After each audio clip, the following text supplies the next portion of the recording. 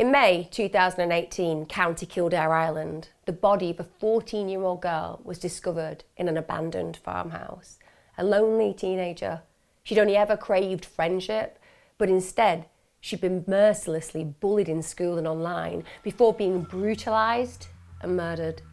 It was a horrific crime, made even more shocking when the perpetrators were identified. The youngest people ever to be charged with murder in Ireland. This is what happens when children kill children. This is the murder of Ana Kriégel.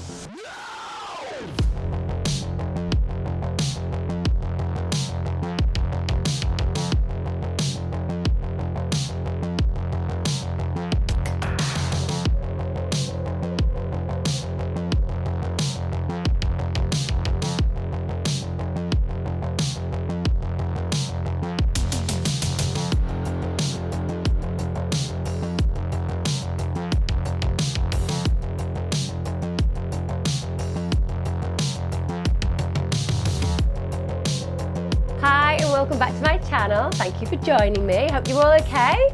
If you are new to this channel, I release my content on a Wednesday and a Sunday, same time, same place, every week. If you like crime and consistency, this is the channel for you. Big shout out as ever to my Patreons and my YouTube membership. Without you guys, can't make these. So you are appreciated, as is every single one of you who comes here regularly, gives me likes, writes a comment, joins me for a live chat. If you haven't joined me for a live chat, join. The community is absolutely brilliant. It's so much fun. And even though it's crime orientated, and of course we're always talking about the cases, it also is a space where we kind of get to know each other. So you feel like there's some interaction with a community of people who have like-minded positions and views, and it's a kind space. So come over, join. Let's talk about today's case. Wow. Like I said at the very beginning, we're going to look at the youngest people ever to be charged with murder in Ireland. And that in itself is a highly disconcerting position. The idea that we're talking about children that kill, it's always the type of crime that sits so incorrectly in the psyche because it's not expected from what we see usually as innocent, naive individuals growing up, learning who to be and how to be in our society. It's not the malevolence we expect within the spirits of these teenagers. And yet, just as we see with psychopathic serial killers growing up, the latent malevolence exists and is there. But often it seems that the people around those kids didn't even notice the negativity that was brewing. Anastasia Kriégel was better known by her family as Anna, and she had had a really tough start in life. She genuinely had. So she was born in February 2004 in a place called Novokuznetsk. That's in Western Siberia. And when she was born, she was placed in an orphanage, and one can immediately make a connection with the reality of how that would be for a baby. Obviously, when a baby is born, there is a desperate requirement for nurture and attention to have those needs met. And even though an orphanage is a place of care and we'll have individuals around to look after the babies, it's not the same. So attentionally, she would be suffering right from the get-go. Now, she was given a new start in life basically in 2006, but bear in mind at that point she was 2 years of age, so that would have been quite an abandoning start to her life. And also, even though the orphanage was probably not the best of places, there would have been a familiarity about that, and suddenly finding yourself adopted and taken to another country, which is exactly what happens to Anna. She's adopted by an Irish woman, Geraldine Kriégel. Now, Geraldine has a great job. She's a senior manager in a state public transport company, and her French-born husband, Patrick Kriégel, he's somebody who lectured French at the Dublin Institute of Technology. So these are two individuals who are clearly very well equipped to adopt a child, and to all intents and purposes, this is going to be a really great new opportunity for Anna and her childhood, because suddenly she's going to be in a loved position, being given all the opportunities that a child deserves. And even though there's going to be a complete culture shock, and without a doubt some collateral emotional experience and fallout from her 2 years in the orphanage, it's also going to symbolise and signify a really brilliant new start. So they bring Anna back to Ireland with them.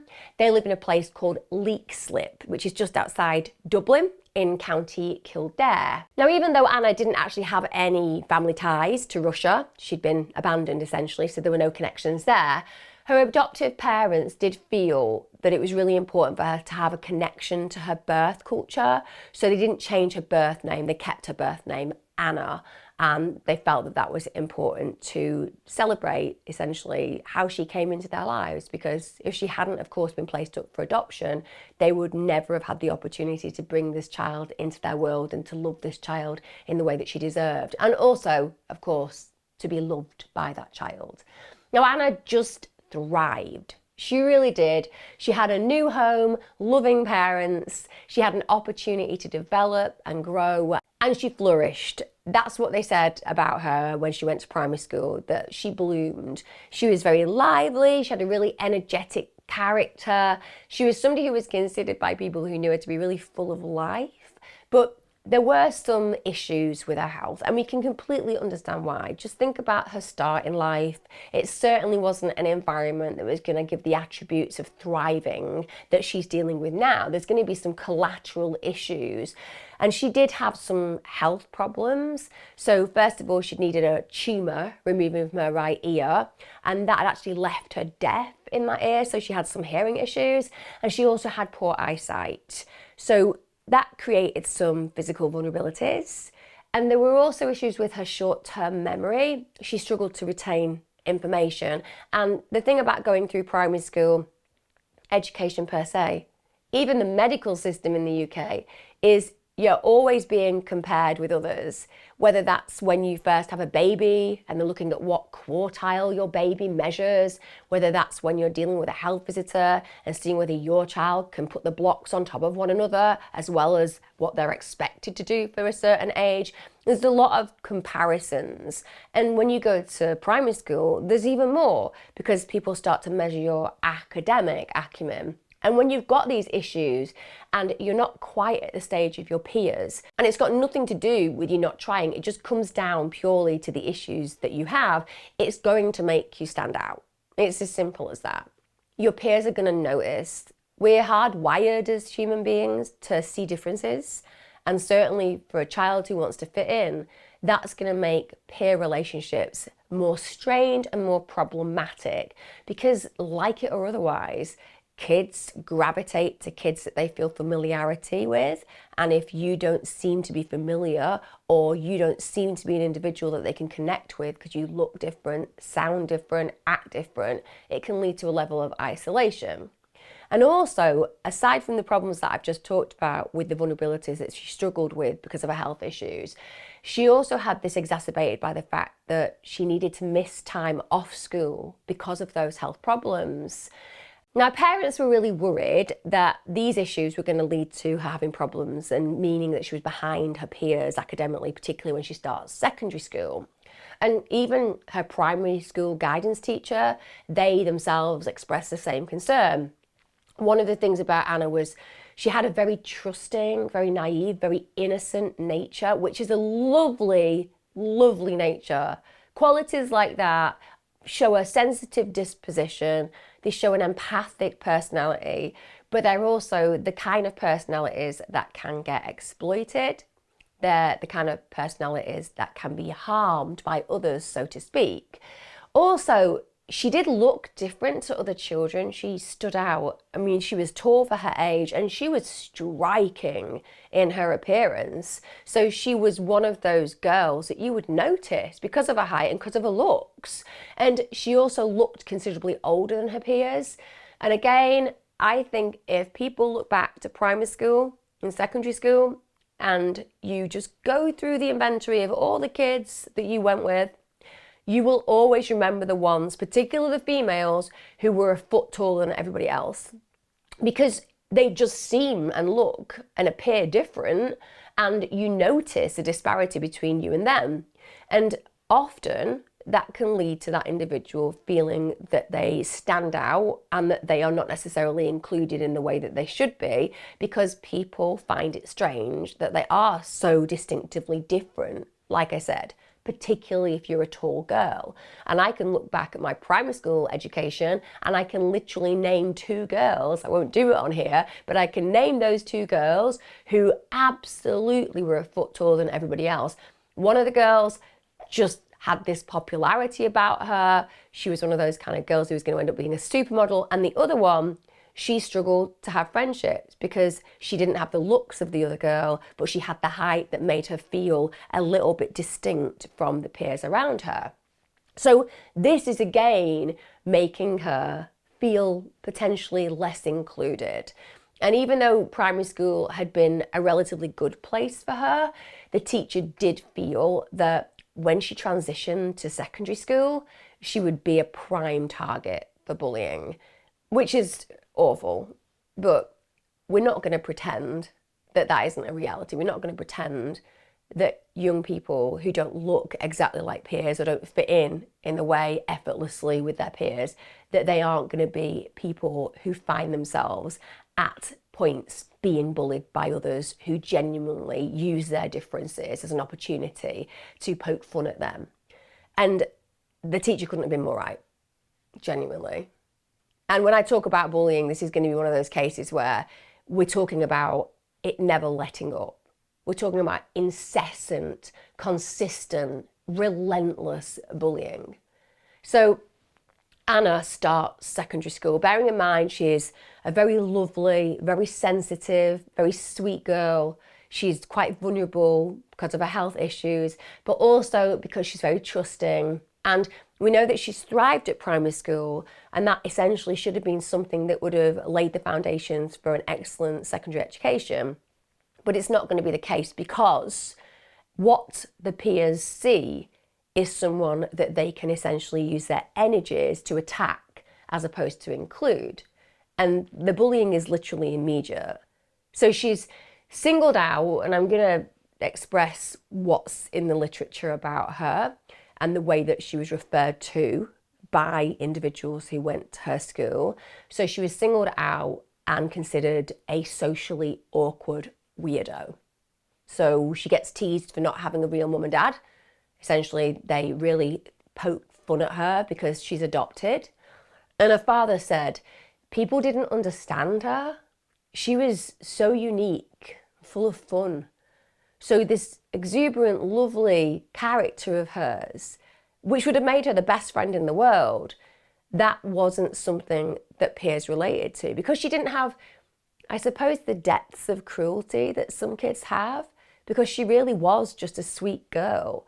That made her even more alien to these kids who essentially had this nastiness within them.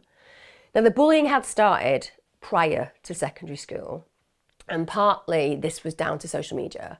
So Anna had a lot of accounts on loads of social media platforms, as kids do.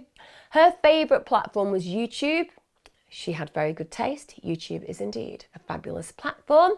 She only had about 100 subscribers, but she made loads of videos. And as I've said to you, she wasn't that academically inclined because of all the issues that she'd had to deal with in early childhood.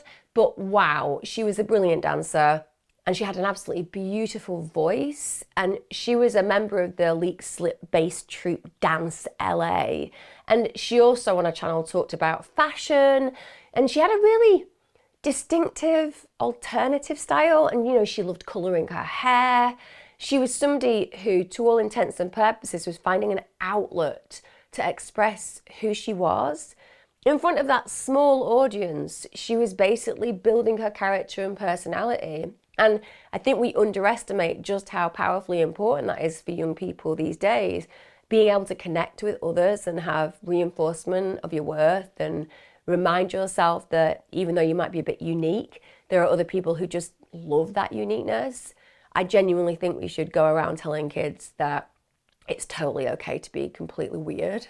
It's what's brilliant. We should be embracing that and encouraging that. I think there's an amalgamation approach where young people feel that they've got to be like everyone else and fit in with everything else. And we should really be going around saying, hey, teenagehood is pretty grotesque at times. But you know what? It's a lot easier when you stop trying to act like the person you think you're meant to be and you start being the person you actually are, unapologetically and unashamedly. But for whatever reason, we tend not to have those conversations, particularly not at secondary school. And this leads to children and young people feeling that there is a particular way to be and act. And YouTube, particularly for Anna, gives her an opportunity to just be herself. Now, bear in mind, this is her way of innocently connecting with her peers online.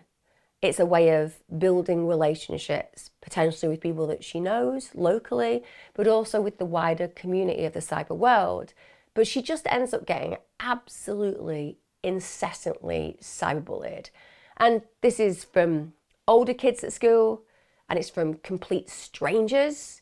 And they literally bombard her accounts with abuse, threats, sexual comments.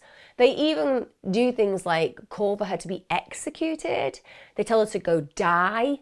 And those messages are unbelievably challenging psychologically for any person. It really doesn't matter whether you're 6 or 60.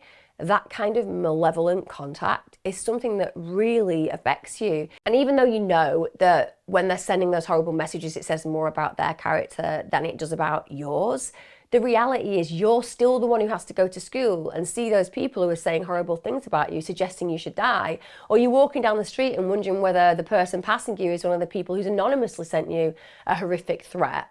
The fact that Anna is getting this constantly as well, it's reinforcing that feeling of, well, do I have any worth? Maybe these people are right, and so on and so forth. Now, to make matters worse, Anna didn't actually have a really strong peer network. So she'd barely got any friends to turn to for support. In fact, she mostly socialised with her cousins. And when you go to school, particularly secondary school, what you'll often notice is that teenagers in particular tend to walk around in groups. So there might be 3 or 4 people at a time or even more.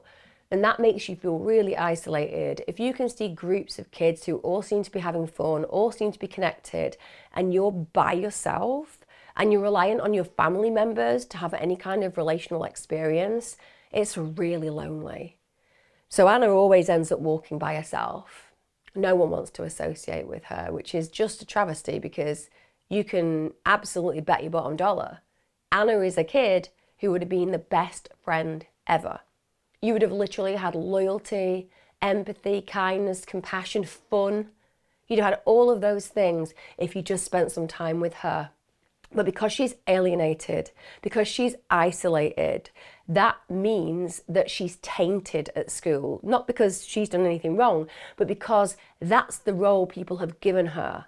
Oh, Anna's strange, Anna's weird, stay away from Anna. And even the kids who may well have wanted to have some kind of connection with her because she's so striking and interesting and lovely, they would be given a warning by the relations that are occurring around them. So no one else is hanging out with Anna. She's getting all the crap towards her. I don't want to join in and be also a recipient of that negativity. So that alienates her even further. But Anna remains upbeat. She's going through all of this, and yet she still tries to have a positive outlook on her life. And this is particularly important to her when she's in her home. She feels very much that her home is a haven and that this is where she can truly thrive and truly be herself. So her parents notice that she comes out of herself when she's actually in the place that's a sanctuary, essentially. And she spent hours on her own, just listening to music. She'd sing, she'd practice her dance moves in her room. And her mum said another thing that they loved doing together was just sitting down, watching a film, eating popcorn together. But even though the physical home was a sanctuary, as in no one could cross the threshold, no one could threaten her physically, as in face to face in a home, it wasn't a sanctuary that saved her from the cyberbullying. She couldn't escape that anywhere.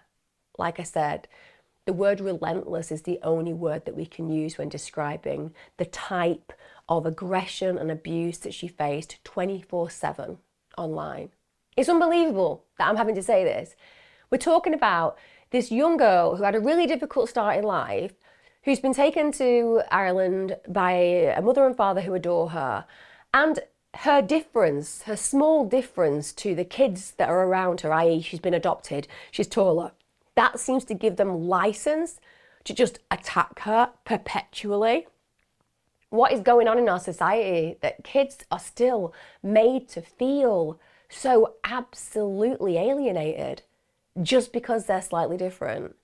And the legitimacy of the pack mentality, that somebody writes something horrible online and then another 100 people think it's okay and legitimate for them to do exactly the same, as if the permission base just infects other psyches and allows them the opportunity to destroy others' characters and personalities in this way.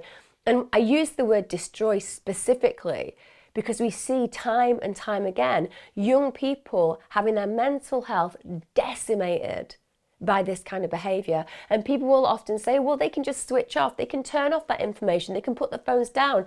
Yes, they can, but it's not going to stop it being out there, and it's not going to stop people doing it. And the kids know that. And that's a really difficult position to be in.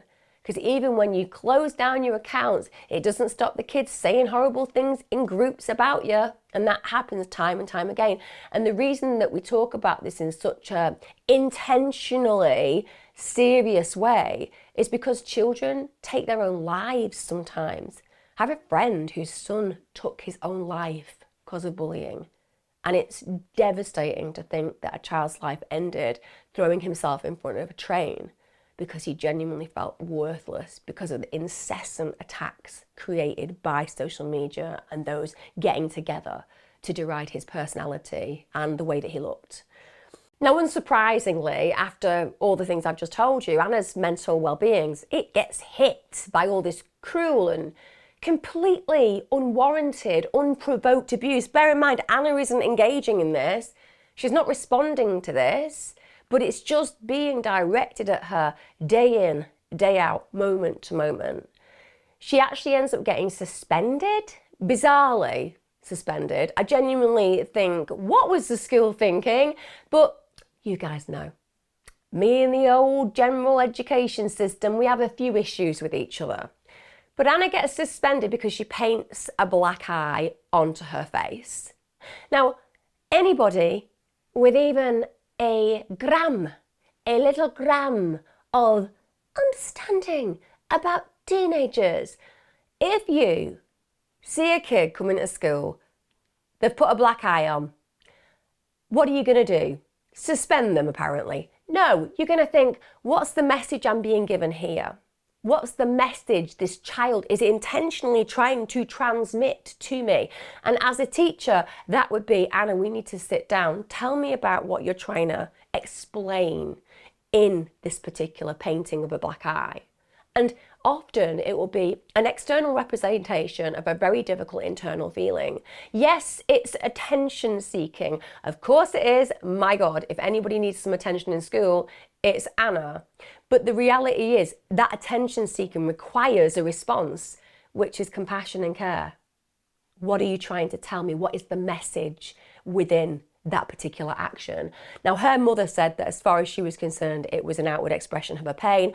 I would totally agree with that. But you know what? We don't really know because the school didn't sit down and actually give her an opportunity to express herself. Why do that? Why do that when you can just suspend her? Makes no sense. Things do not make sense. So Anna, again, in this situation where she's struggling, is just rejected and abandoned. And she'd also self-harmed on at least one occasion. For those of you who might struggle with the idea of somebody scratching themselves or cutting themselves to manage pain, what we know psychologically and physiologically is individuals who do it actually feel calm, they get a sense of soothing. So their brain actually releases chemicals that reduce anxiety in that moment. It's a really bad coping strategy, but when you haven't got other strategies or you don't have any better ones, It's a way of managing pain. So she's obviously looking for an opportunity to try to reduce the agony that she's feeling internally. And whether people scratch, because there's often a lot of misguided beliefs around harm. So people will say, well, it's not really bad because they've just scratched themselves. And then they'll look at somebody else who's got a really deep cut and be like, oh, that's really serious. Now, on an injury level, clearly the deep cut's more serious physiologically, but on a pain level, it's about threshold. So somebody can get relief from scratching, which means that they are self-harming seriously. It's just them meeting that need with the scratch versus somebody who cuts deeply, who's got an ability to manage that pain in a different way. So it all needs to be taken seriously is what I'm saying. I get a bit upset when people talk about kids hurting themselves intentionally for attention. Yes, it's exactly it. If you actually show people your wounds, you want them to notice and offer compassion and help you get support. And also, a lot of self-harmers never show you their cuts. So it's not just about somebody wanting a cry for help. Actually, some people it is just about strategy to cope. So she's doing this herself to manage the pain. And the way that she self-harmed was she cut her arm with a scissors. Another thing that she did that many people will struggle to understand is that they actually looked at her social media, and later it transpired that she was actually setting up multiple fake social media accounts. And on those social media accounts, she was using really abusive language towards herself. She was bullying herself. She was basically being really negative to herself about herself, but pretending that they were other people doing this to her. Now, people will often think, well, why would anybody want to do that? To actually join in all the negativity and the hostility? Well, there's lots of different reasons for it. First off, she's controlling the level of pain in the way that she attacks herself. That's number one. So she can write horrible things to herself, but she's the person who's done it. So there's some kind of intentional control there.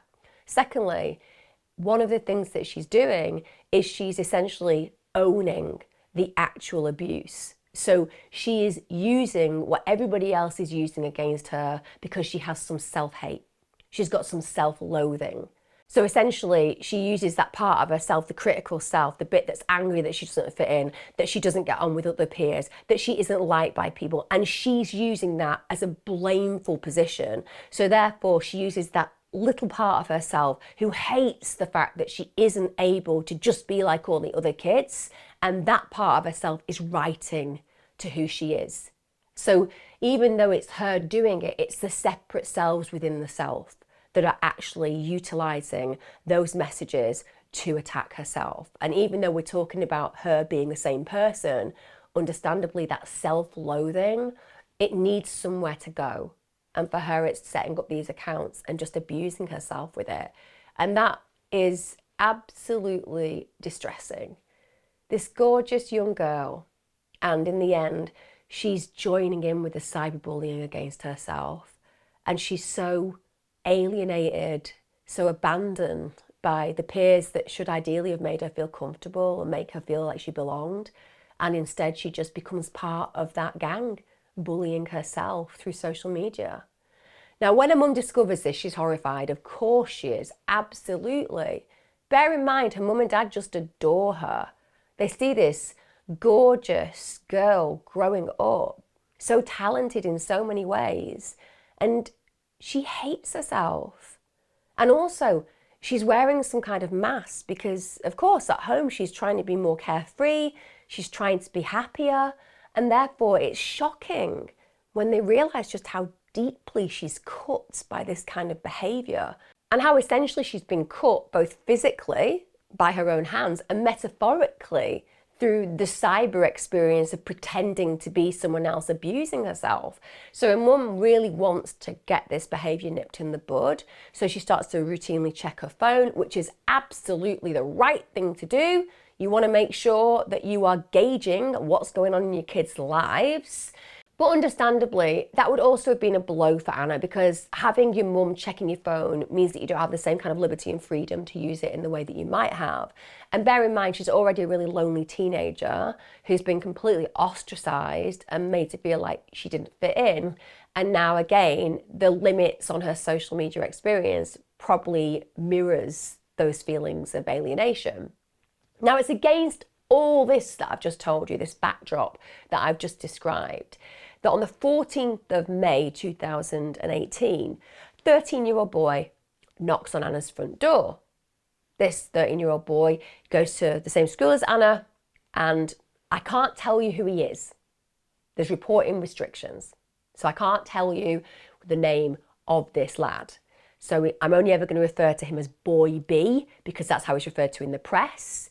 So Boy B knocks on Anna's door that particular day, out of the blue. This is totally unexpected. Earlier on the same day, Anna had actually had permission to leave school early. She'd been attending her weekly counselling session. Those counselling sessions were really important. She was struggling. They'd been arranged via Kildare Youth Services, because basically at this point her parents and her teachers had become really quite concerned about her mental well-being. So she'd been off for this session, which is positive. She'd returned home, she'd basically eaten, then she'd gone up to her room. It's just what she usually did, normal, typical, habitual behaviour. Now, her mum, Geraldine, she's still at work when Boy B called and basically asks Anna's dad if Anna's in. Patrick calls Anna down. This is an unusual situation. Kids do not call for Anna. So I imagine for Patrick, it was kind of a new thing and kind of a positive moment. There's a young boy, looks about Anna's age. Could this be a positive thing? Could this be a new friend? So Patrick calls Anna down from her room, and then, as any good dad would, he leaves them to talk. Now, as he kind of removes himself to leave them in privacy, so to speak, he actually hears her whispering to Boy B. So she obviously doesn't want her dad to hear the conversation. But again, that isn't unusual. When you're a teenager, you really do not want your mum and dad to be privy to the conversations that you're having. Usually, it's massively embarrassing. You don't want to give them any ammunition for later on when you're sat around the table at dinner and they just bring up some really annoying information that they've overheard. That kind of thing. I'm not saying as a mother I've ever done that. I am saying I've done that a lot of times. Anyway, Boy B basically tells Anna he's got some really exciting news for her. And turns out Anna had this crush on a boy at school. Of course, it's what you do when you're at school. It's the only thing that makes school palatable, unless you are the A-grade student with athleticism that others could only dream of. But if you're just a mere mortal, like I was, if you did have somebody that you had a crush on, it was kind of cool. It made the day pass a little bit more easily. And I went to a girls' school, but the boys' school was across the road. And that meant that on occasion, I would see a glimpse of a boy with a perm that I liked. When I was young, boy perms were in, just throwing it out there. People sitting there going, Emma's never discussed this weird hairstyle taste. They were very cool, very cool. Late 80s and early 90s, that's all I'm saying. Anyway, she has this crush on this boy. And again, I'm going to refer to this boy as Boy A, because the restrictions on reporting mean I have to. So Boy B says Boy A, who she's got this crush on, wants to meet her. Can you imagine how Anna would feel in that moment? Can you imagine what's going on in the pit of her belly? The butterflies, the excitement coursing through her veins, the sense of instantaneous brilliance, that something positive is happening in her world, that she's not invisible, that actually this boy that she likes has noticed her. And even though she was unaware of it, all her dreams are coming true in this moment. So Boy B says that Boy A's basically sent him to come and get her because he wants to meet her. For Anna, this ostracised outsider, it must have been amazing. She must have been thrilled. So she grabs her distinctive black and white hoodie and then she follows Boy B out. Before she actually leaves, she turns around and smiles at her dad, tells him that she won't be long. And it's only after she'd actually physically left that Patrick suddenly realised he hasn't asked her where she's going. So he heads towards the door and he sees her going towards St. Catherine's Park. He noticed that the boy was ahead of her. They didn't seem to be talking. And that stuck out because this kid's just called for her. You would imagine that if that were the case, that they were going to go and hang out, they would be having a conversation together. But it seems that she's just following him from behind. That's the last time Patrick would ever see his daughter alive. Just watching her walking off into the distance. So boy B takes Anna through St. Catherine's Park and onto nearby Glenwood House, which is basically an old abandoned farmhouse on Cloney Road, Lucan, Coldblow. It's a protected structure, and because of that it had just basically become a ruin. So the roof had collapsed in places, it had partly been gutted by fire, so not exactly a safe environment, and all of the windows had either been bricked or boarded up. But as is throughout the history of teenagers, the same scenario. Whenever there is an abandoned ruin, teenagers are like, that's where I need to go and hang out. It happens everywhere. Happened in my day, happened in my own kids' day. We had an abandoned house nearby. Literally, if you needed to know where they were going to be there. Probably sat on some old grotesque mattress. Probably, if you took a deeper look, there'd also be things like needles and used condoms around. You know, the kind of perfect place you want your kids to hang out when they're 11 to 14. But this is just the same. It's been there since the beginning of time with teens, hasn't it? You go and find somewhere quiet where adults aren't stupid enough to go because of the things I've just mentioned, and that gives them a sense of privacy. So kids that go there, that drink and have romantic liaisons, make of that what you will. And in one of the smaller back rooms of that particular property, we have 13-year-old boy A. And he is indeed waiting for her, just as boy B had suggested he would be. But the only thing that Anna isn't aware of is that as opposed to boy A being in that place, waiting for Anna, because he wanted to connect with her, because he'd found out that she had a crush on him, and he indeed had a crush on her. That's what Anna believes, right? But Anna had no idea that actually this is all lies. This isn't about a romantic connection. This is about a trap. This is about a planned trap. And boy A, he has absolutely no intention of letting Anna walk away. Now, boy B, he says that what had actually transpired was that a few weeks earlier, he'd been approached by boy A. These two were incredibly close friends, by the way. So they're good mates. And boy A few weeks earlier goes up to boy B and says, have you ever wanted to kill someone? Boy B says, no. I mean, it's not one of those normal questions, is it? Have you ever wanted to kill somebody? I'm literally 13. I want to read comics and watch films about superheroes. No. You know, it's not what you expect. Equally, kids say really stupid things. It's part of being a kid. We can give them some license to have those conversations. But this is how it begins. So when he says no, he's actually asked by boy A to describe why he didn't want to kill somebody. And boy B said, quote, it was retarded. So clearly very differing opinions on what is appropriate behaviour. Boy B being very clear that it would make no sense to kill somebody. Boy A being confused as to why boy B wouldn't think it was a cool thing to do. But this is enough to provoke boy B to ask a question.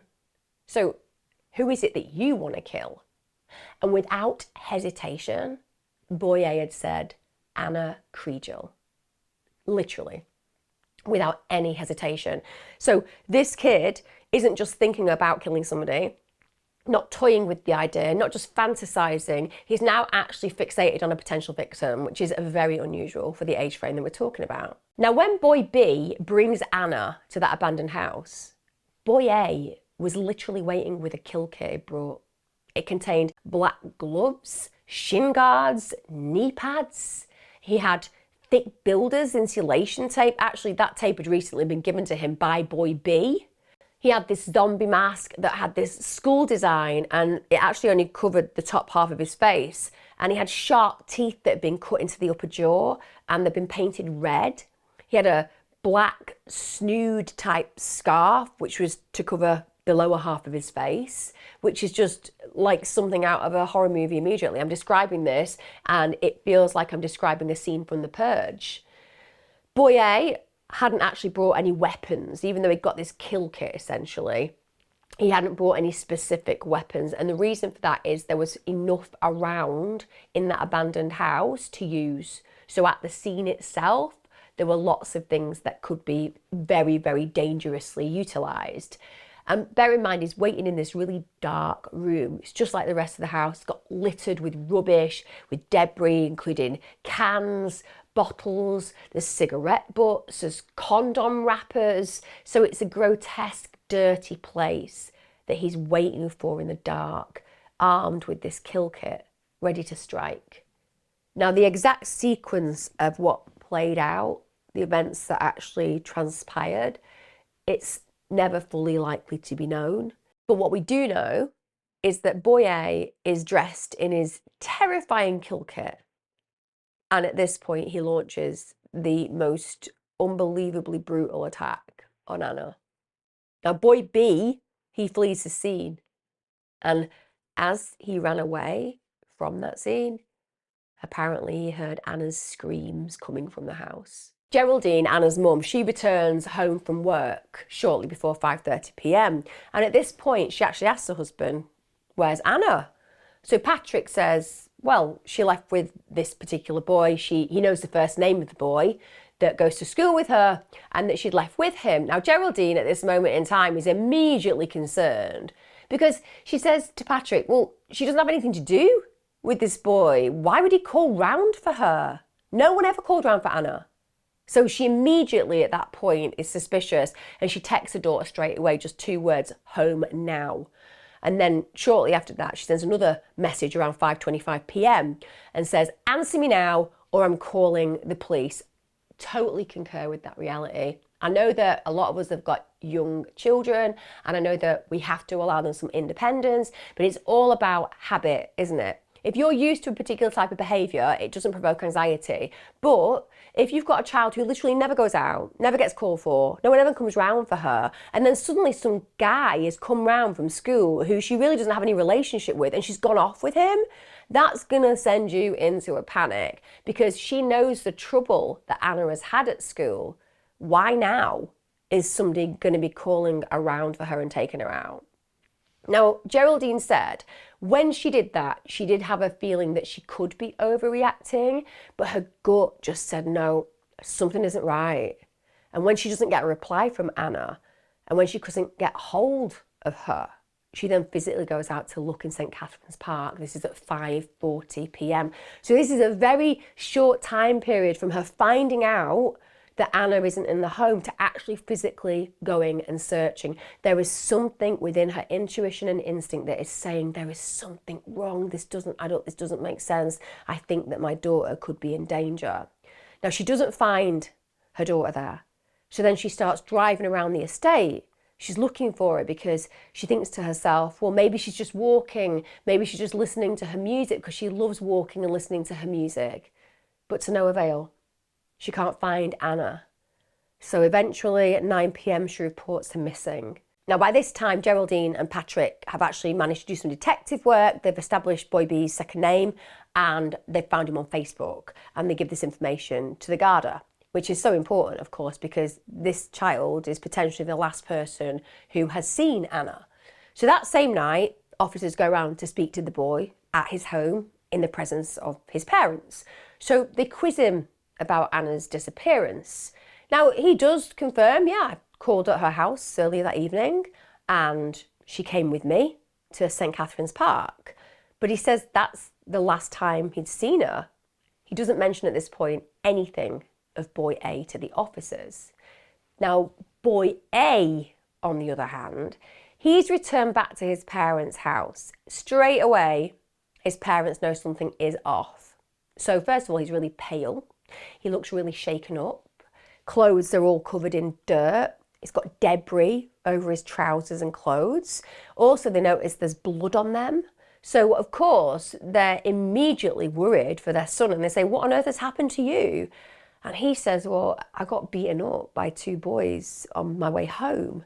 So his parents are absolutely angry, as you would be. How dare somebody beat up their child? So they report the matter to the Garda, to the police. Now his mother then goes about sorting things out, as we do, as mums do. If your kid comes in and they've been bullied or attacked and they're covered in rubbish, you're going to run them a bath and you're going to wash their clothes and you're going to give them comfort. So she washes all of his soiled clothes and makes sure that he's okay. And you can tell that they're responsible parents because their first instinct was to speak to the police. They took it very seriously that the son had suggested he'd been beaten up by these 2 boys. Officers, in the meanwhile, they're speaking again to boy B. This is the following day because Ana hasn't gone home. And they've put out this missing person alert to the public. You can imagine how Ana's parents are going to be feeling at this moment in time, can't you? The fact that their daughter has not come home, the fact that she's quite a vulnerable kid, the fact that she's got health issues and she's not returned.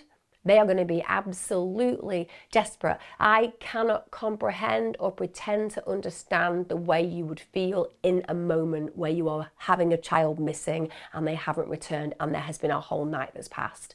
Because all you're going to think about are the dangers that could have befallen them. And with every passing minute, the reality that you may not have your child ever return home must press on your conscience so heavily. Now, when the police go back the following morning to speak to boy B, he starts to change his story. So now we have a different version of events that basically unfolded the previous evening. So at this point, he starts to say, well, boy A basically asked me to bring Ana to him because boy A knew that Ana liked him. But basically he wasn't interested. So he asked me to go and get her so that he could then meet with her and tell Ana that he wasn't interested in a relationship with her. So boy B said that's what he'd done. He collected Ana from her home, as instructed, taken her to St. Catherine's Park where boy A was waiting.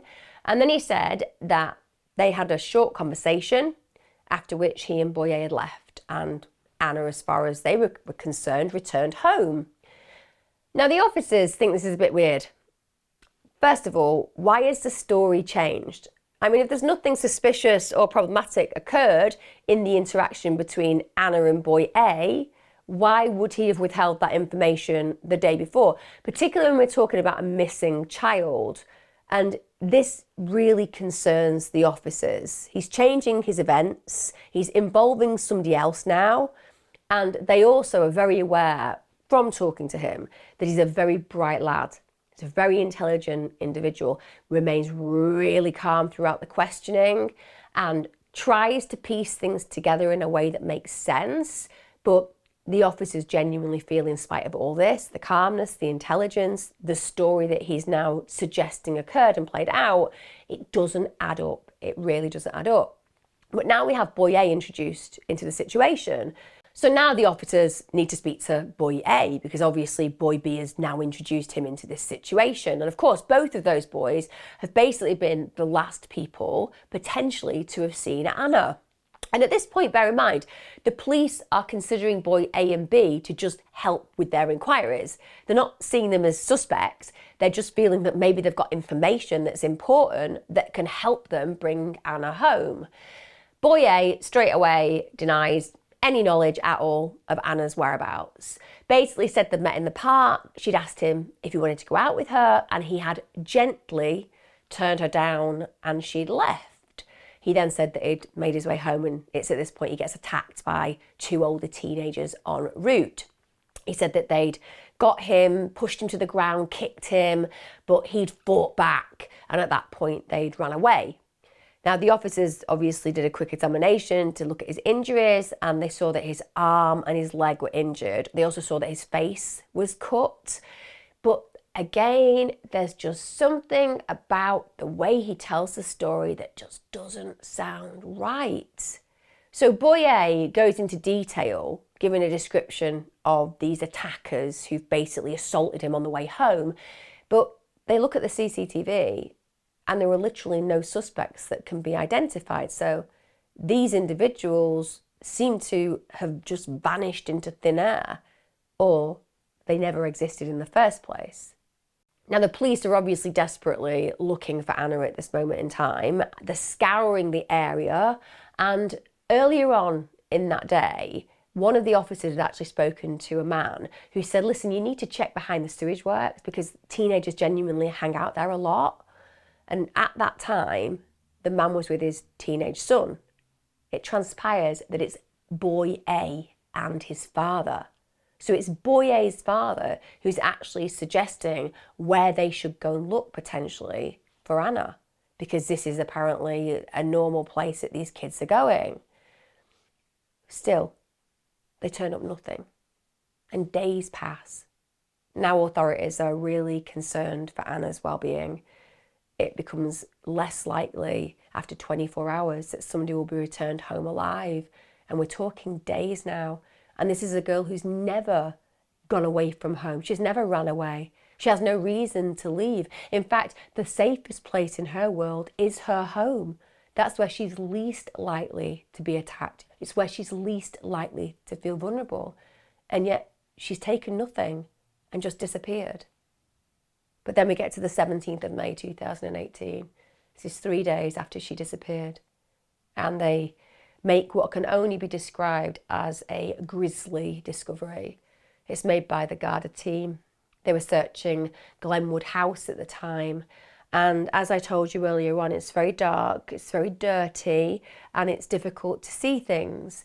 And in one of the rooms, an officer enters, and it's not what he sees, it's what he smells.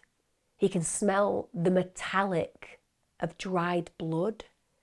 I think that for those of you with a good sense of smell, you'll know that smell. It's like a particular type of scent, and that's what he actually inhales.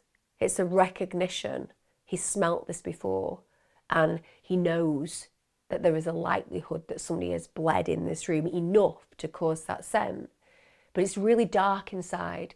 All the windows are boarded up, and he's kind of letting his eyes adjust. And as he does so, he makes out what he believes is a mannequin on the floor. And as he gets closer and closer, he realizes to his horror it isn't a mannequin. It's Ana's battered body.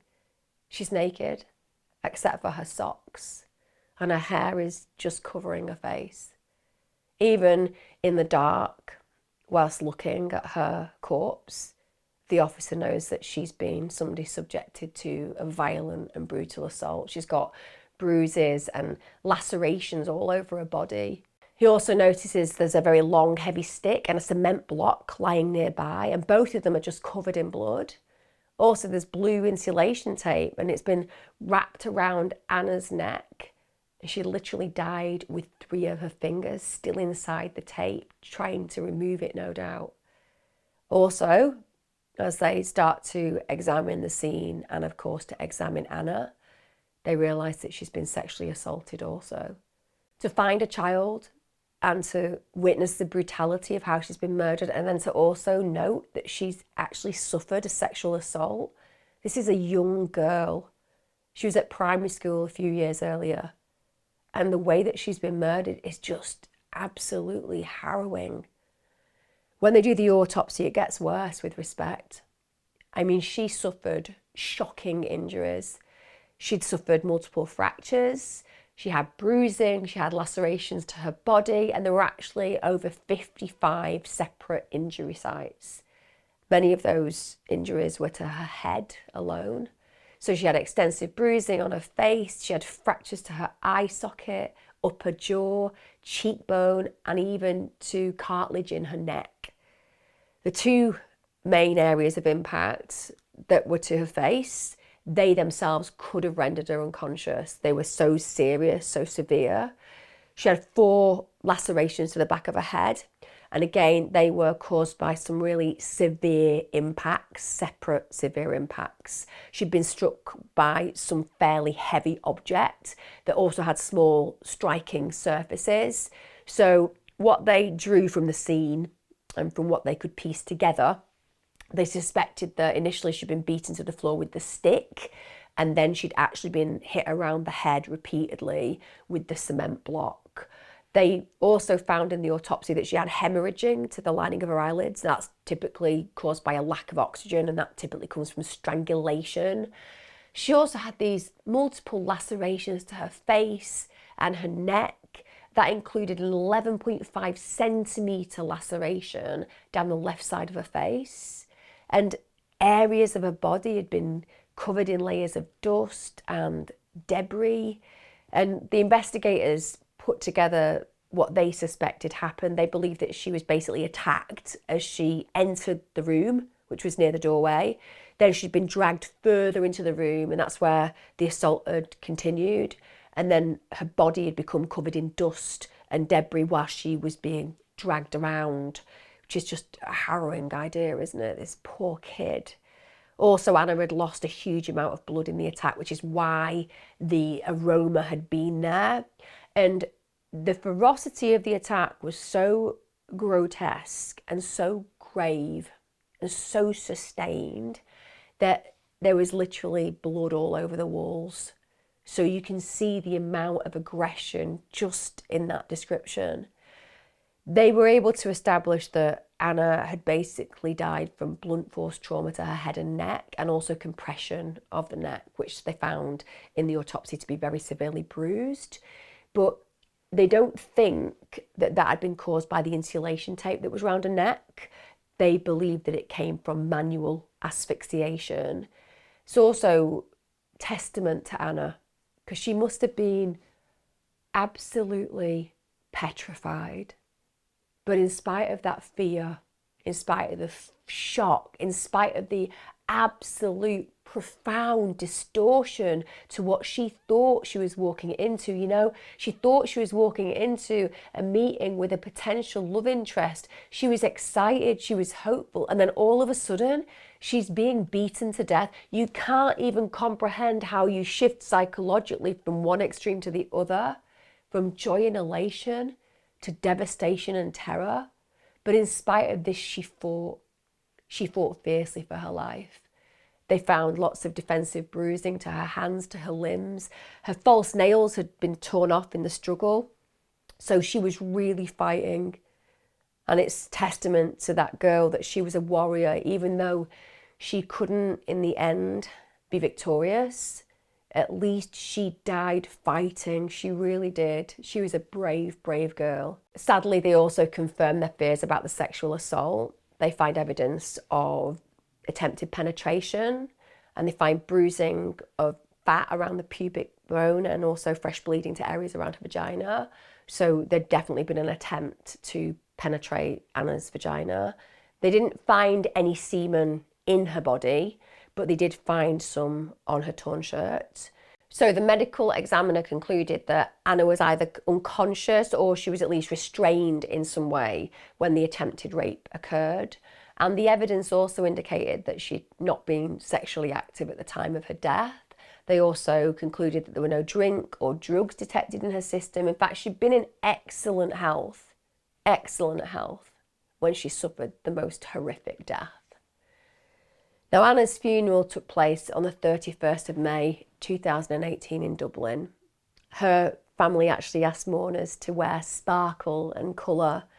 They had a Russian flag and a matryoshka, which is a doll, and they were placed on her coffin along with a miniature Eiffel Tower. She'd apparently loved her holidays to France. During the service, the priest said this: "We are all numbed, confused, very angry and bewildered that such a thing has happened to the most beautiful, caring, kind, strong-willed, crazy, sometimes cheeky, but always a loving princess that was Anastasia Kriégel." I understand that shock. In a community like that, the loss of a child in such a diabolical way, it stains the conscience of every adult, because it feels so wrong that this kind of murder could possibly play out in their locality. Also, we've got to remember that Ana was not an individual who was living some kind of wild life. She wasn't involved in dangerous activities. She was an innocent, naive girl. She spent most of her time at home with her parents, listening to music, dancing, dreaming, no doubt, of a happier time that would come in the future. And suddenly, she's found brutalised in this way. It makes no sense. Following the discovery of Anna's body, police then have to go about thinking about who could possibly be responsible for this murder. So they start looking, of course, on the CCTV footage, because hopefully they're going to be able to see the coming and going of certain individuals, and hopefully that will lead them to the perpetrator. Bear in mind, at this moment in time, the police are going to be thinking that they're looking for a sex offender, for somebody with a violent history, individuals who have form, because this kind of murder is rare. And ultimately, they're thinking there's a potential for this person to strike again. So they're analysing lots and lots of hours of CCTV footage. So at this point, they identify a teenager who they believe, from looking, is boy A. Now he's near St. Catherine's Park, heading towards Glenwood House. But also, he's carrying a backpack. Now a witness later also says that they saw a teenager shortly after climbing into a field and heading towards an abandoned farmhouse. And around the same time, we've got boy B and Anna. Now they're caught on CCTV walking towards St. Catherine's Park. And again, another witness also saw them in the park shortly after. Now around an hour later, both boy A and boy B were separately caught on CCTV heading away from the park. So this is starting to cause real concern. First of all, yes, they'd admitted that they were in the park, but they didn't say anything about going to the abandoned farmhouse. Secondly, it feels like they did get together. And we have Anna, who doesn't seem to leave the situation, but both these boys separately do. So the police bring in boy B again, because we're now dealing with a murder inquiry. And what I would say is that calm demeanour that he definitely had when he was speaking to the police prior, it alters. When he sees the crime scene photographs with Anna's body pixelated out, but nonetheless there, he stated in reference to boy A, Jesus, one of my closest friends? So he's shocked, ultimately, by what he's seen. Even though he took Anna there, in witnessing what has happened in the demise of this poor girl, it's triggered something. Conscience, morality, shock, and suddenly he's acknowledging that he's not okay with whatever has transpired. So finally, he admits taking Anna to the abandoned house and leaving her with boy A. Boy A had then told him to leave, but boy B had said for whatever reason he decided to look back through the abandoned house because he heard this shuffling from the other room. So he goes back, goes to have a look, and apparently saw boy A judo flip Anna to the floor. Apparently boy A did martial arts. Then he saw him choking Anna and tearing off her clothes. Boy B actually heard her begging for him to stop. And at one point, both boy A and Anna had turned and looked at him. And at this point, boy B had fled. He said that as he ran, as he left, he heard a really strong scream from Anna. Now, I would imagine that you'll all feel exactly the same in this moment, which is why didn't he intervene? Why didn't he go and get help? Why did he look at that scene, look at Anna's desperate eyes, look into those eyes, and then leave? But he hears that scream, and then he said, then he heard noises where it sounded like she was being muffled at the end, as if her mouth was being covered. Now, even though boy B is now being forthcoming with this information, investigators still don't believe he's telling the complete truth. And they were right, because in the end, he provides further details to a doctor, and he actually told that doctor that he saw boy A standing over Anna with his trousers open during the attack. And then he saw Anna gasping before going silent. Now, both boy A and boy B are arrested at this point and they're charged with Anna's murder. Boy A is understandably and rightly also charged with aggravated sexual assault. They plead not guilty to all counts.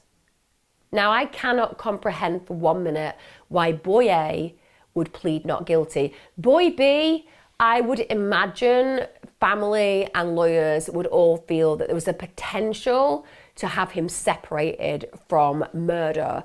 But we have to all be aware that he's led her to her murder, he was complicit in leaving her, and he didn't intervene when he could have actually made a difference. So it's perfectly right that he's charged with murder. But obviously he's not been involved in the sexual assault at all. But pleading not guilty means that the family have to go through the ordeal of a trial. Now, prior to the trial, Judge Justice Paul McDermott, he banned the defendant's identification. The reason for that is because you're innocent until proven guilty, but if your names get put out there, you're obviously going to be in a very vulnerable situation, particularly when a young person has been murdered like this in such a brutal way by young people. There can be a real vigilante feeling in the local community that justice needs to be served. So by not putting their names out there, essentially you're protecting the defendants and also their families. But the order actually gets ignored by cyber vigilantes. So what actually happens is the names, the images, they end up appearing all over Facebook, all over Twitter. So then there's a subsequent injunction ordered, and they order the platforms to remove all of the posts, and representatives, in fact, of the companies have to attend a hearing, and they face essentially potential contempt of court charges because they allowed confidential details to be published. However, what the companies argued was that they couldn't prevent the information being posted, as due to reporting restrictions, they hadn't actually known the names of the defendants, so they didn't know who to block or what to block. And that makes perfect sense. Essentially, they aren't aware that these names are actually protected, and because of that, they can't protect them. Now, the police continue questioning Boy A about Anna's death, and he just continues to absolutely deny any knowledge or responsibility. This is despite the fact that they've already found the backpack in his room containing the kill kit. They've also got him on CCTV wearing the backpack. Also, doesn't help that they apparently find a book containing a satanic pledge in his house. What is it about satanic pledges and satanic information that so many of these killers seem to connect with? It's unreal. Police then take his clothing away, of course they do. They take the footwear that he'd worn on the night. Bear in mind, this is the night that he claimed he'd been beaten up. So when the boots come back with a positive for traces of Anna's blood, he actually states, "Are you joking me? Are you actually being serious?" Yeah, kid, we're being serious. Being serious because you're on CCTV wearing the backpack that's in your room with the kill kit, the trainers that were downstairs that your mum had sorted out with traces of blood from the person that you murdered.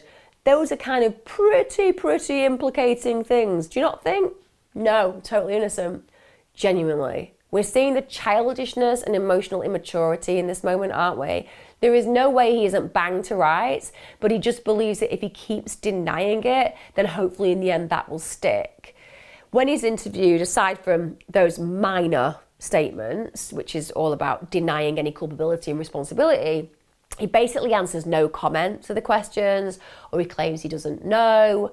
Also, they're able to trace Anna's blood again on his backpack and on the contents of his murder kit, including that horrible mask.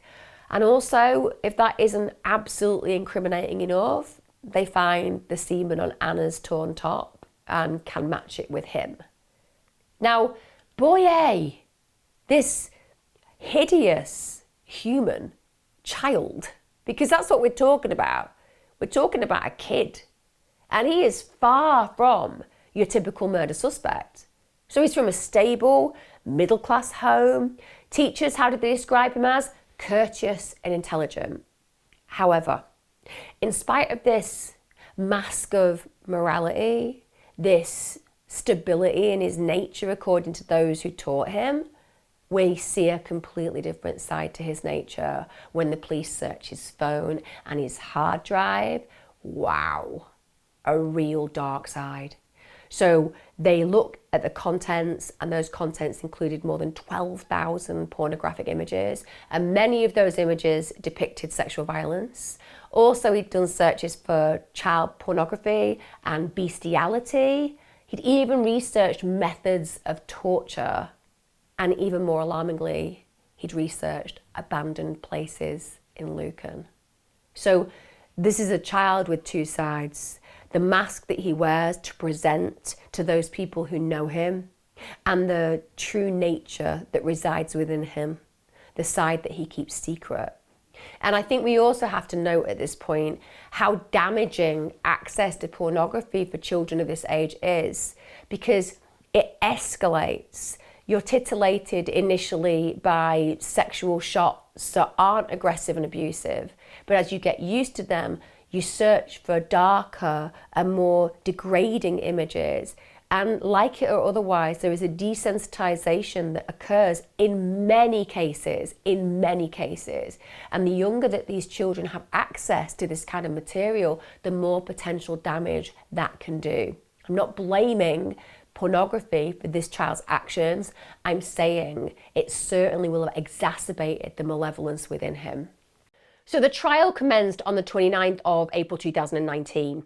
Now in Ireland, the age of criminal responsibility is 12, but this does actually drop to 10 where rape or murder is alleged. Now both the defendants in this case had been 13 at the time of the killing, so therefore they are criminally responsible and can be tried as such. Now the prosecution, they alleged that boy A and boy B had basically devised a plan to murder Anna together. So boy B had lured her into the trap, and then boy A had sexually assaulted and killed her. They said that boy A had carried out the attack, he had carried out the murder and the act of sexual assault, but boy B had been an accomplice, so a co-conspirator, and had assisted the murder. He knew it was going to happen, he didn't stop it, he actually encouraged the situation, and therefore he is equally responsible. Boy A just maintains his innocence. Yeah, just thinks, I've chosen this position, I'm just going to stay in this position. Do you really want to stay in this position though? Because this position is not a very tenable position.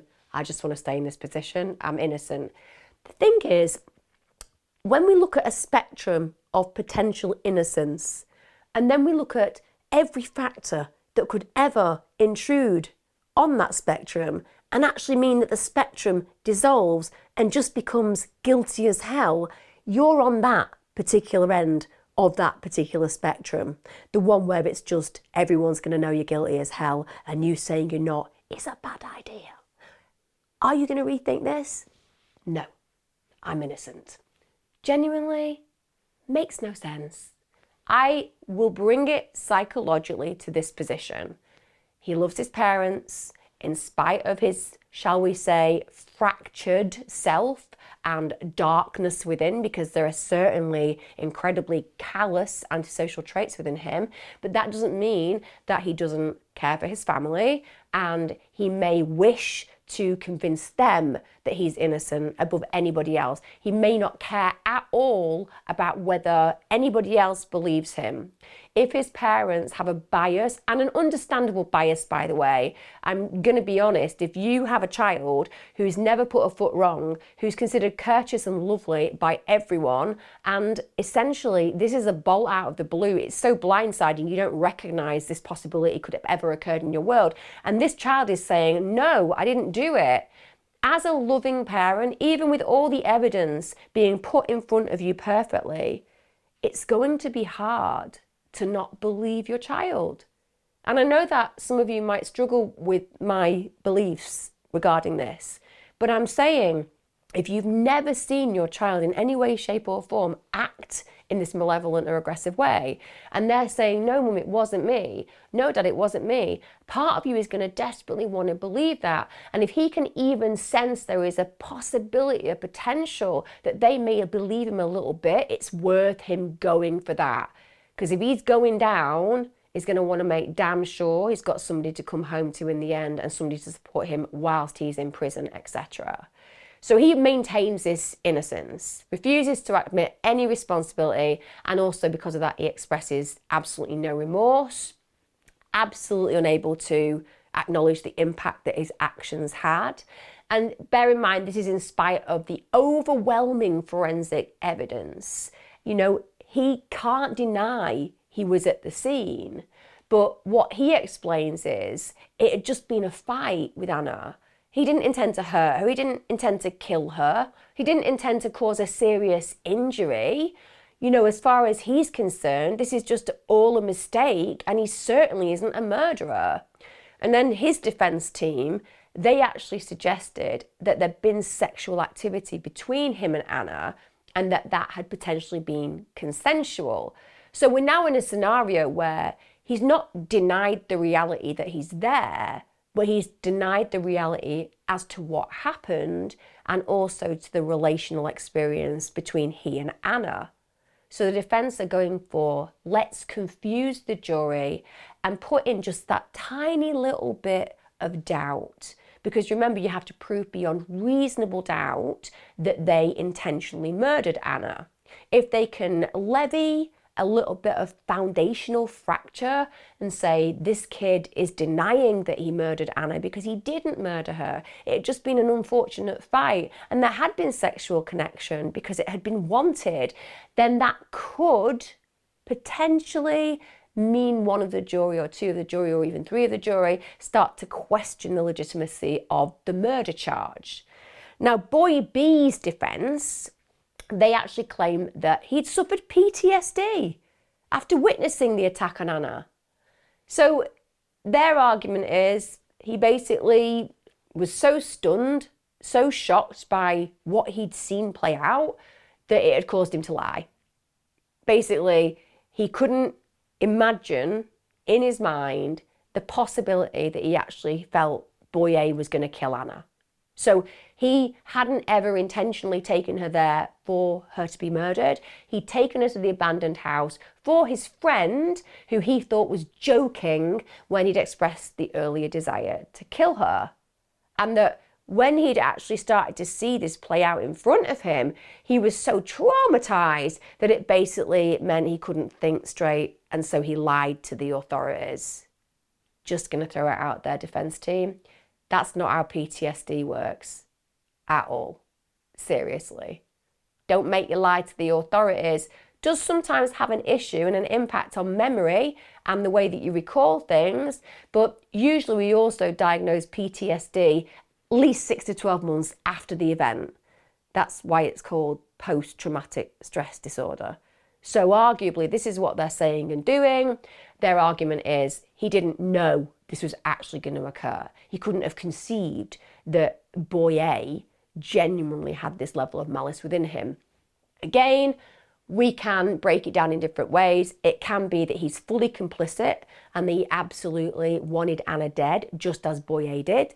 Or we could argue that boy B genuinely didn't think, because he, in his mind, couldn't imagine murdering somebody, that boy A was ever really going to go through it. He was doing what his friend had asked him to do to bring Ana there, but he hadn't really thought through the potential of it ending in the way that it ended.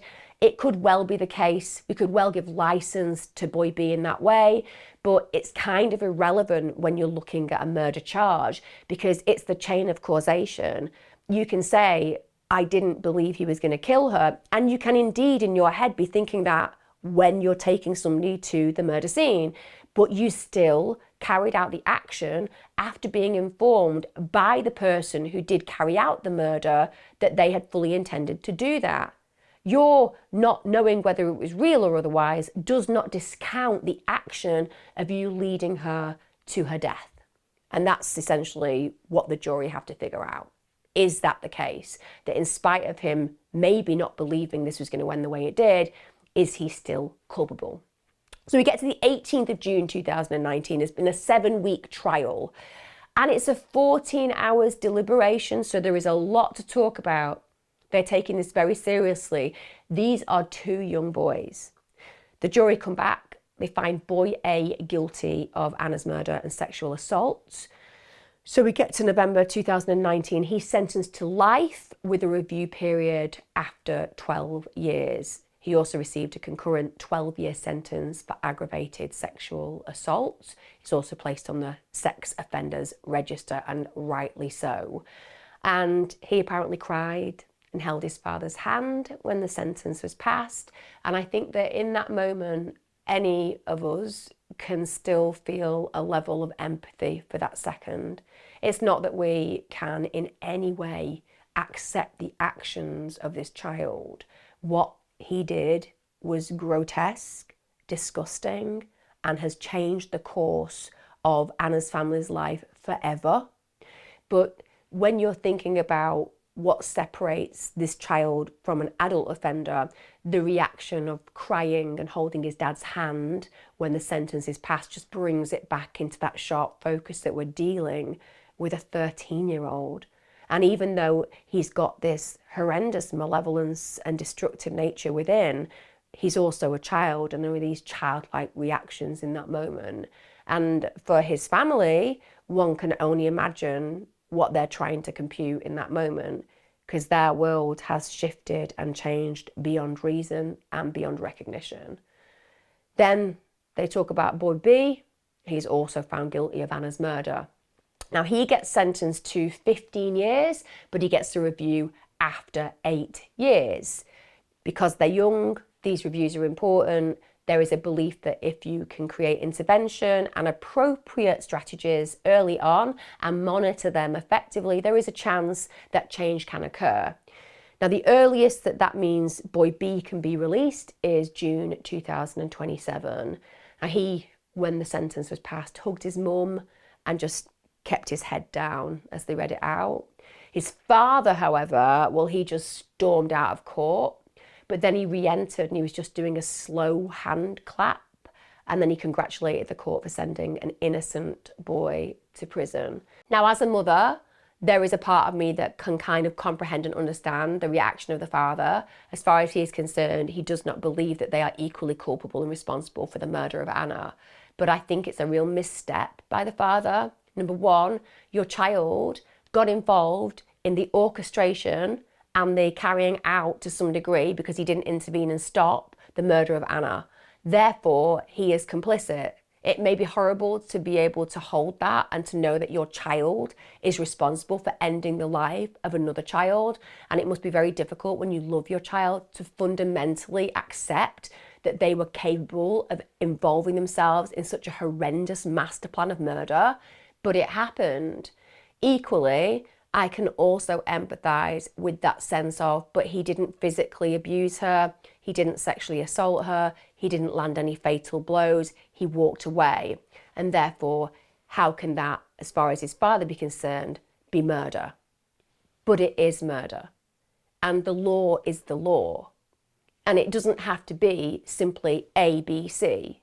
I got a victim, I killed a victim, I've been sent to prison for killing that victim.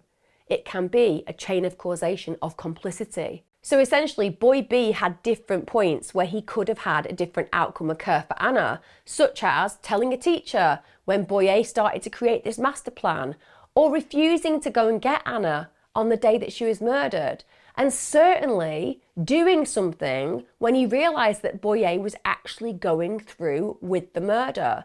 These points of possibility are sliding doors moments and could have changed the outcome for Anna.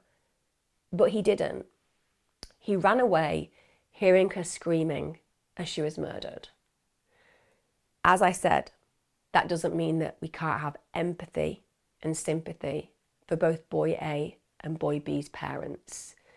Now, those two boys, they became the youngest people in Irish legal history to be convicted of murder. When they're released, just like the Bulger killers, they'll be offered new identities. So essentially, yes, their lives have been put on hold, and yes, they will serve a period of time in prison, but one day they'll be free, and no one will know the horrors that they inflicted on Anna. No one will know that they're murderers. Also, it's worth noting that the jury who had to listen to the details of this particular case, they've been excused from any further jury service for the rest of their lives. It's very rare that they do that, and they do that because of the level of trauma that's inflicted on the jury. Now, another thing that this tragic case highlights, in my opinion, is the multitude of serious issues caused by a largely unrestricted and unregulated internet. Just the insidious nature of certain social media platforms. It allows for this anonymous trolling, this anonymous cyberbullying of individuals who genuinely get their lives ruined by these horrendous individuals attacking them, and there's no consequence for them. Ana was a young teenager. She was bombarded with threats of violence, sexually explicit messages, aggressive bullying, and the only crime that she was ever guilty of was being slightly different in the tormentor's eyes. They saw her as unique and they didn't like that. The online abuse that Ana suffered shows a blatant disregard for law, it shows a blatant disregard for morality, and I tell you what, it's absolutely ironic to me that following her death, the exact same platforms were then used for lynch mob mentality. So despite that anonymity order in place, the identities of boy A and boy B were shared widely online. And that meant that the members of their families, they received death threats. In some cases, the wrong individuals were actually identified and threatened as well. So basically, the response to a blatant disregard for law and morality was itself a blatant disregard for law and morality. You know, this case demonstrates social media at its absolute worst. This is one of the rare cases where a child was brutalised and murdered by children. Just like the horrifying, heartbreaking 1993 James Bulger case. This is where the defendants were also controversially, in lots of people's opinions, given anonymity and new identities.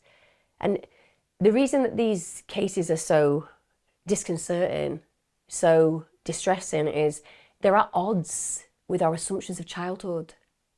They feel so distinct from what we imagine children should be doing and can be doing. In this case itself, it challenges us to recognise the impact that an easily accessible online world can have on developing minds. Now, I don't have any idea about boy A's psychology because very little has been disclosed. However, what I can tell you about is the fact that he had a loving, stable, and fairly privileged upbringing. You have to wonder what on earth caused him to do what he did. Never been in trouble with the police, no history of mental illness, had possibly, I guess, as I said earlier on, been desensitised to sexual violence on account of his browsing activities.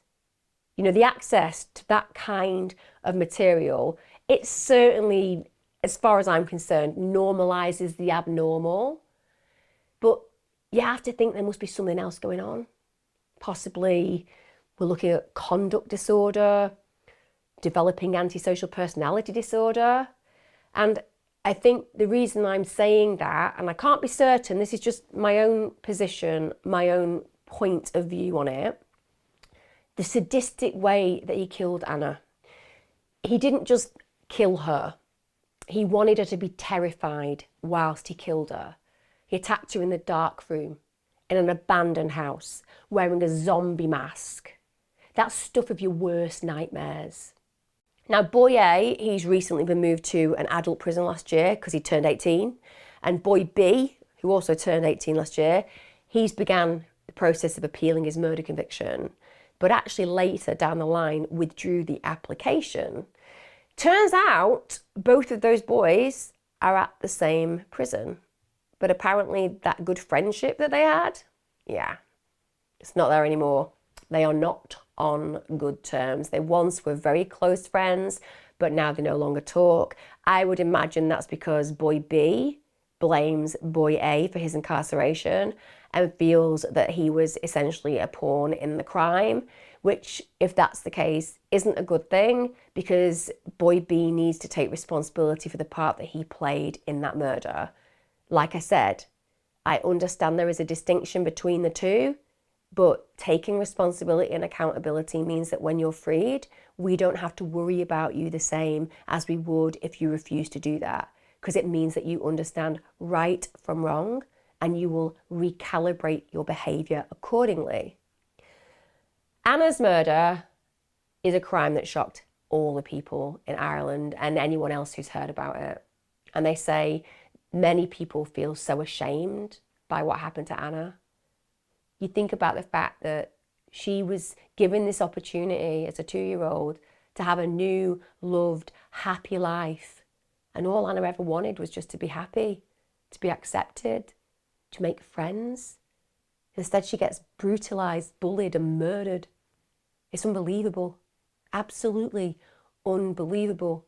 She was taken from her orphanage, a place that could have meant that she did have a relatively challenged life.